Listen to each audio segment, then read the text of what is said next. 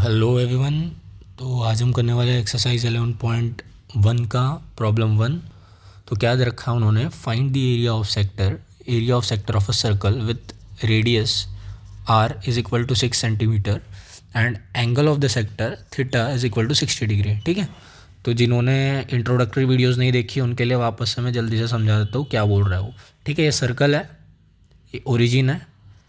तो ये जो दो रेडियस के बीच में का जो एरिया होगा, ठीक है, मतलब इसका नाम दे देते हैं ओ ए बी, इसको बोल देते हैं सी। ठीक है, तो ये जो दो रेडियस के बीच में का एरिया है इसको बोल रहा है वो सेक्टर। ठीक, तो टेक्निकली ये है माइनर सेक्टर और ये जो बचा वाला एरिया है, ठीक है, ऊपर वाला, ये है मेजर सेक्टर। ठीक है, तो इसको डी बोल देता है। और ये जो थीटा है उसने ये वाला थीटा दे के रखा है 60 डिग्री, और ओ ए और ओ बी का मतलब है रेडियस जो कि है 6 सेंटीमीटर। ठीक है, तो ये इंफॉर्मेशन दी है।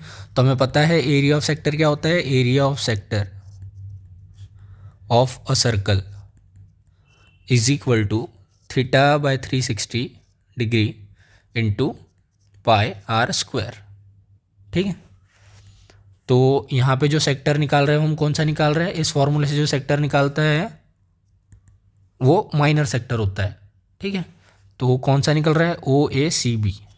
ठीक, तो थीटा हमारा है 60 डिग्री, ये हो गया 360 डिग्री।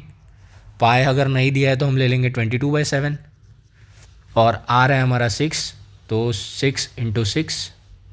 ठीक है, तो इसको जब सॉल्व करेंगे आप इस पूरे को, that is 60 into 22 into 6 into 6 divide by 360 into 7,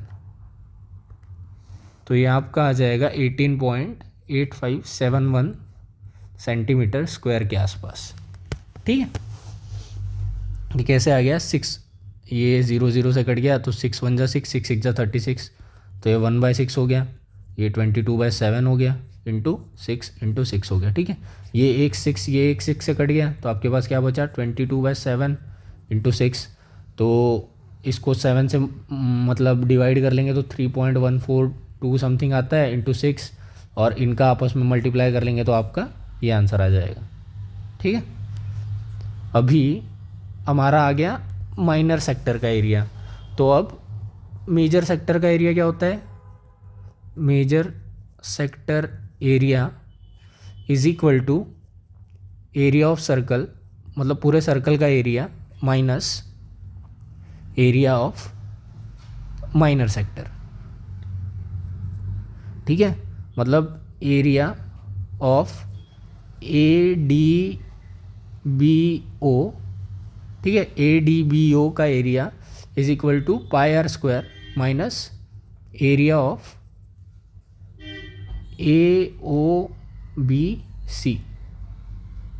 ठीक है, मतलब ये नीचे वाले सेक्टर का एरिया माइनस करना है। ठीक है, तो ये निकालने के लिए क्या करेंगे, पाई आर स्क्वायर हमारा कितना आता है, पाई हमारा है 22/7 और आर है हमारा 6 इंटू 6, तो एरिया ऑफ सर्कल आपका आएगा 113.142 के आसपास।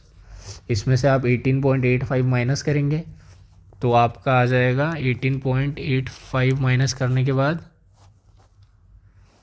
94.29 सेंटीमीटर स्क्वायर। ठीक है, प्लस माइनस और मल्टीप्लाई करना तो आता ही होगा ना, तो इसलिए वो करके नहीं दिखा रहा मैं, ए डी बी ओ। ठीक है, तो सिंपल सी चीज़ें थी इसमें हमें पता होना चाहिए कि सेक्टर किसको बोलते हैं। ठीक है, और सेक्टर बोलने के बाद भी माइनर वाला कौन सा होता है, मेजर वाला कौन सा होता है।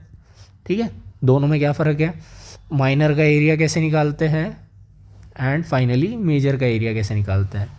ठीक है, तो ये सारी चीज़ें पता होनी चाहिए बस, देन जस्ट वैल्यू पुट करनी है, पुट द वैल्यू,